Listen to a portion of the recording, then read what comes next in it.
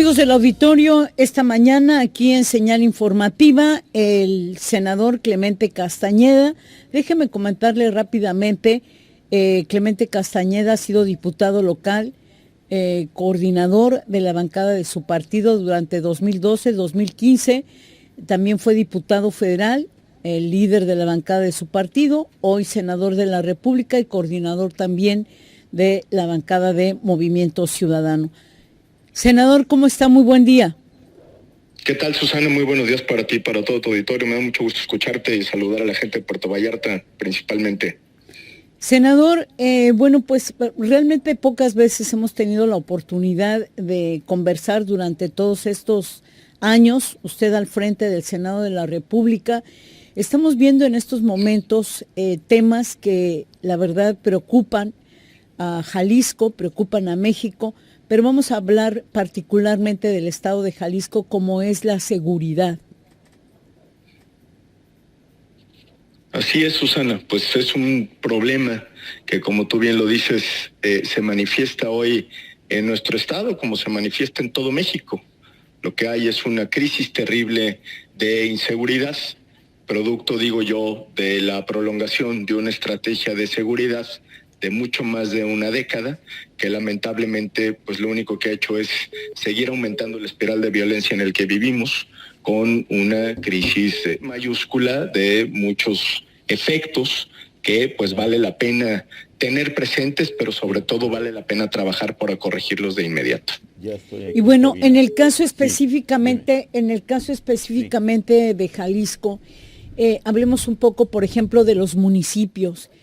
Senador, las comisarías, lo que viene siendo, pues cada una de las comisarías en cada municipio, le voy a poner un ejemplo, porque eso también yo creo que debería de analizarse a profundidad.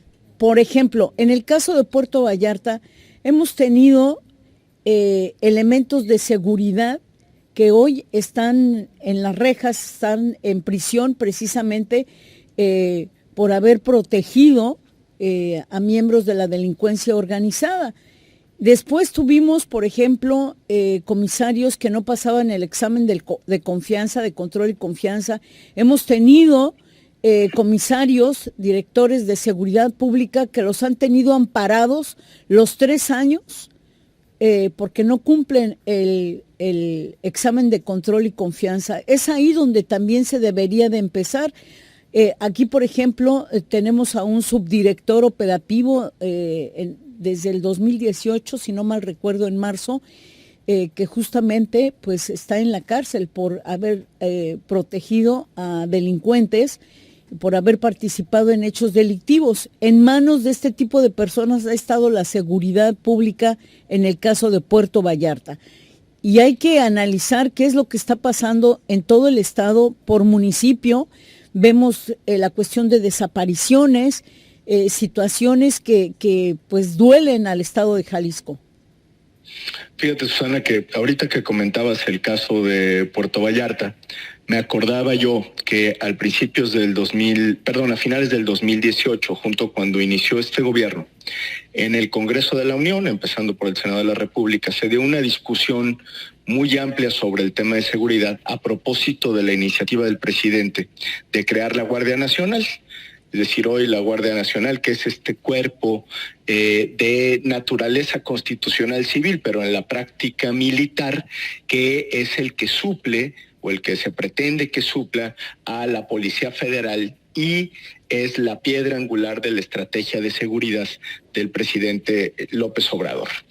Dentro de toda la discusión de la creación de la Guardia Nacional, y esa fue una de las iniciativas que tuvo Movimiento Ciudadano y que la seguimos sosteniendo, por supuesto, decíamos nosotros, no es posible tener una seguridad efectiva si no revisamos el estado actual de los cuerpos policíacos. Porque una cosa es que en el plano federal, así como existía una policía federal, así como ya existe la Guardia Nacional, en el caso de los estados y los municipios, hablo de todo el país, no tengamos policías civiles bien equipadas, bien adiestradas, por supuesto no corrompidas, no penetradas por el crimen organizado, que puedan hacerle frente a las cuestiones de seguridad en el ámbito de su competencia. ¿Cuál es ese ámbito de su competencia? Sobre todo la parte preventiva. Y lo que yo te puedo decir, Susana, un poco lamentando el estado actual de las cosas, es que durante los últimos 6 años, hablo concretamente de este sexenio, se ha hecho prácticamente nada para el fortalecimiento de todas las policías. Ya no digamos su limpia revisión y toda esta problemática de la cual tú me hablas y que por supuesto comparto, pero que lejos de atender ese problema, pues lo único que ha hecho o que hemos hecho, para decirlo autocríticamente, porque luego somos muy buenos para echar culpas, es prácticamente nada. Hoy los policías en el país tienen salarios muy precarios. Nosotros poníamos un ejemplo en una charla que dábamos el otro día de si nosotros aguantaríamos un trabajo en el que todos los días nos matan un compañero, como le sucede a los policías municipales y a los policías estatales, con un promedio de ingresos en el país de alrededor de 10,000 pesos, sin posibilidad de hacer carrera policial, porque lo que te permite, digamos, la ley que regula los mecanismos de escalafón de la seguridad es como si estuvieras vendiendo abón, es decir, es una estructura de carácter piramidal, por decir algo, con un serio sistema de procuración de justicia, donde primero se encarcela y luego se investiga, donde los policías ministeriales son pocos y los que existen no tienen capacidad para investigar los delitos, y donde la capacidad de reacción de las fuerzas policíacas pues es verdaderamente limitada. Es decir, déjame ponerlo en estos términos, es un problema complejo